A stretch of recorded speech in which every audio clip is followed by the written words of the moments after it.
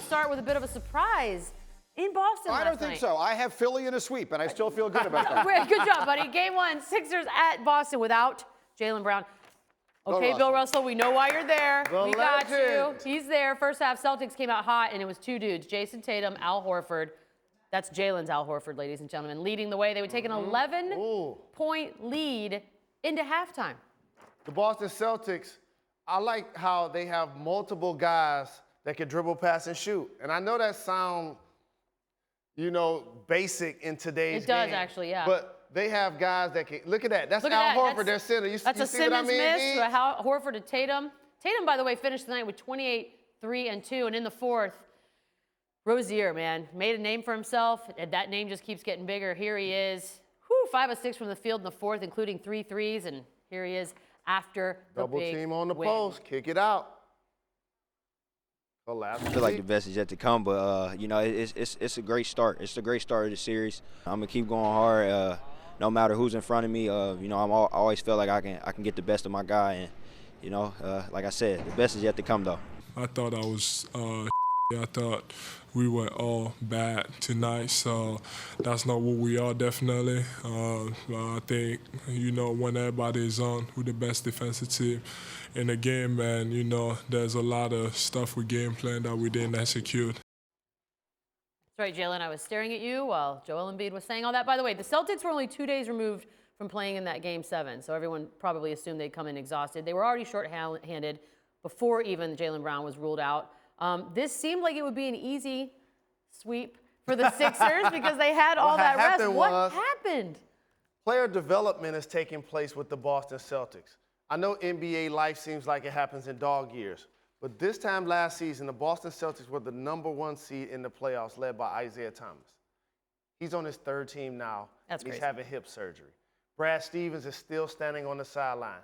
They lose Gordon Hayward. They lose Kyrie Irving. They have no Jaylen Brown. You have people that's saying that they're going to get swept by Philly. You have other people, including myself, that feel like Philadelphia is going to make it to the conference finals. But yet the Boston Celtics find ways to continue to reinvent themselves, and it starts with Brad Stevens. Well, yeah, I was going to say that exactly. They have the best coach in the game, and he was my coach of the year for a reason. And if you wonder just how much of a difference coaching can make on the NBA level, I think you are seeing evidence of that right there. I think you also see a little bit of youth catching up to the Sixers, maybe reading their clippings, maybe the few days off wound up hurting them more than helping them. But that's really no excuse because the Celtics are playing young guys too, and that leads me to my primary point.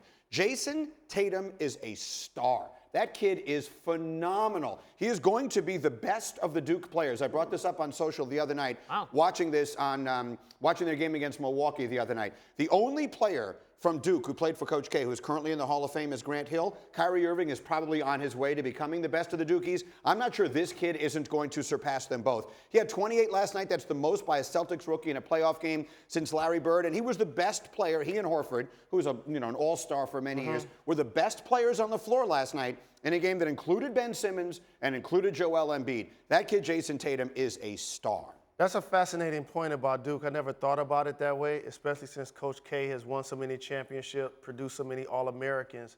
I would have thought that they'd had more Hall of Famers. That's a surprising stat. You're like, They have not. No, you know, the guys like Leitner. I was trying to think of somebody to prove you wrong. And so, but how about this for Jayson Tatum? And I talked about Brad Stevens. Now let me pull Danny Ainge into this. You're able to develop players when you're Brad Stevens, when Danny Ainge continues to fleece other teams. You're talking about Jayson Tatum. You mean the Jayson Tatum that they traded, basically the Philadelphia traded for Markelle Fultz? And gave up a first-round pick. And gave up a first-round pick. Did Markelle Fultz even play? He did not last plenty night. of memes So of that, just too. think about this. The Philadelphia 76ers traded up in order to draft Markelle Fultz and gave the Celtics a first-round pick so they could take Jayson Tatum. Jayson Tatum dominated yesterday's game. Markelle Fultz did not play.